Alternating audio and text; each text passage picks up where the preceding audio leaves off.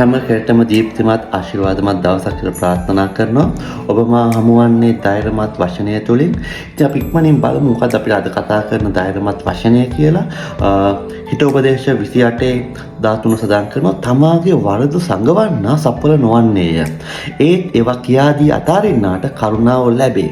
ඉතින් මේ වචنين අපිට කතා කරනවා සමහර වෙලාවට අපිව මනුෂ්‍යයන් විවේචනය කරනවා, සමහර මනුෂ්‍යයන් අපිට අපහාස කරනවා, විනිශ්චය කරනවා. ඒකම විවිධ අපහාස යෝජනාවන් එවනවා. ඉතින් සමහර වෙලාවට අපි ඒකට ප්‍රතිඋත්තර වශයෙන් ඔවුන්ව විවේචනය කරනවා. ඔවුන් කියන වචන නිසා අපි දුක් වෙනවා, කලකිරීමකටපත් වෙනවා.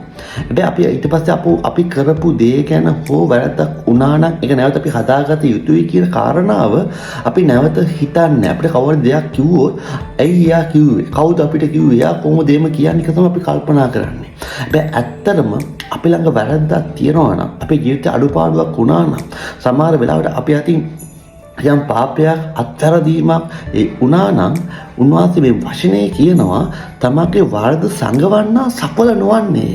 ඉතින් මේ වෙලාවේදී උන්වහන්සේ කියන කාරණාව අද දවසේ ඔබ අතින් ඇත්තටම වරදක් වුණා නම්, ඇත්තටම ඔබ අතින් පාපයක් වුණා නම්, ඔබ ඒක සැඟෙව්වොත් යම් කාලෙකදී ඔබ සඵල වෙන්න ඕන කාලෙදී, ඔබ සාර්ථක වෙන්න ඕන කාලෙදී ඒක එළියට ආවොත් සමහර වෙලාවට ඔබගේ ගිය කාලේ අපරාධේ ඔබට සඵල වෙන්න තිබුණු කාරණා ඔබට සඵල වෙන්න යන්නේ නැහැ. සමහර වෙලාවට එතනදී ඔබ ලැජ්ජා වෙන්න වෙයි. අද දවසේ ඔබට තීරණයක් ගන්න පුළුවන්.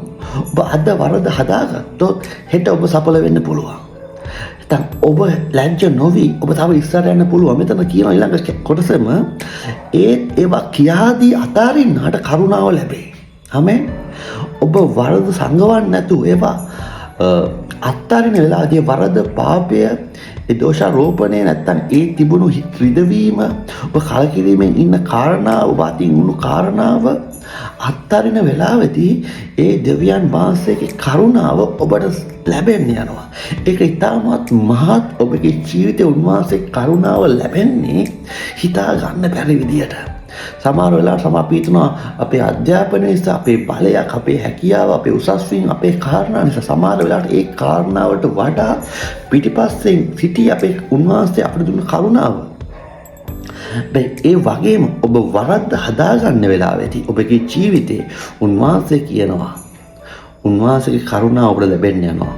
ඒ වගේම මෙතන මේ සැපවීම ඒ සඵල වෙන්න යනවා ඔබ. ඉතින් උන්වහන්සේව විශ්වාස කරන්න, උන්වහන්සේ ඔබට ආශිර්වාදමත් කාලයක්, ආශිර්වාදමත් පුදුම කාරණාවක් ඔබේ ජීවිතේ වෙන්න යනවා ඔබ වරද්ද හදාගන්න වෙලාවදී. යේසු පිටයි.